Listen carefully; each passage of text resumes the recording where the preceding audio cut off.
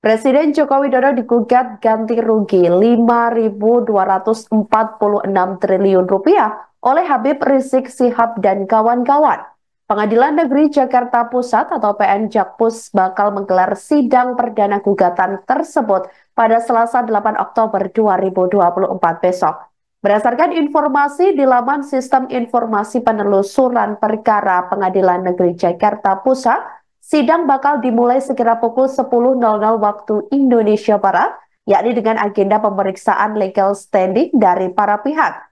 Dikonfirmasi secara terpisah, pejabat Humas Pengadilan Negeri Jakarta Pusat, Zulkifli Adjo, mengatakan akan bertindak sebagai ketua majelis hakim, kemudian dalam gugatan itu, yakni Hakim Suparman Nyompa, sedangkan untuk hakim anggota yakni Hakim R. Yusman. Diberitakan sebelumnya, Rizik Sihab bersama sejumlah pihak mengajukan gugatan kepada Presiden Jokowi ke PN Jakpus. Gugatan itu dilayangkan melalui Tim Advokasi Masyarakat Anti Kebohongan atau TAMAK. Gugatan ini diajukan lantaran Jokowi dianggap melakukan perbuatan yang melawan hukum berupa rangkaian kebohongan yang dilakukan selama periode 2012 sampai 2024. Gugatan terdaftar pada tanggal 30 September 2024. Menurut penggugat, Jokowi sejak menjadi Cagup DKI Jakarta tahun 2012, Capres tahun 2014 dan 2019, hingga menjabat sebagai presiden, telah melakukan rangkaian kebohongan. Selain itu, kata-kata bohong tersebutlah yang memberikan dampak buruk terhadap Indonesia. Rangkaian kebohongan tersebut dianggap terus dikemas untuk pencitraan, menutupi kelemahan dan kegagalan yang terjadi. Menurut Habib Rizik, lebih bahayanya rangkaian kebohongan dan kata-kata bohong dilakukan oleh Jokowi dengan menyalahgunakan mekanisme, sarana dan prasarana ketatanegaraan. Menurut penggugat, bila kebohongan dibiarkan tanpa ada konsekuensi hukum, maka akan mencoreng sejarah Indonesia, yakni yang menjunjung nilai-nilai kejujuran dalam kehidupan berbangsa. Adapun hal-hal yang disebut sebagai kebohongan Jokowi di antaranya, pertama, kebohongan terkait komitmen untuk menjabat Gubernur DKI selama 1 periode penuh atau 5 tahun dan tidak akan menjadi kutu loncat. Kemudian kebohongan mengenai data 6.000 unit pesanan mobil SMK.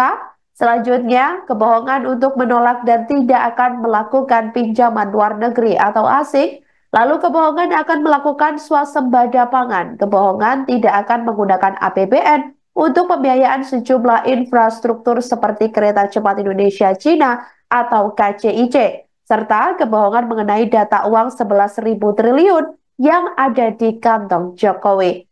Karena kebohongan-kebohongan tersebut, para penggugat meminta Presiden Jokowi membayar ganti rugi material sebesar nilai utang luar negeri Indonesia periode tahun 2014 sampai dengan tahun 2024. Kemudian untuk disetorkan kepada kas negara atau nilainya 5.264 triliun rupiah tersebut. Ia pun meminta agar negara menahan pembiayaan atau tidak memberikan rumah sebagai mantan presiden kepada Jokowi. Begitupun meminta negara untuk menahan atau tidak memberikan seluruh uang pensiun Jokowi.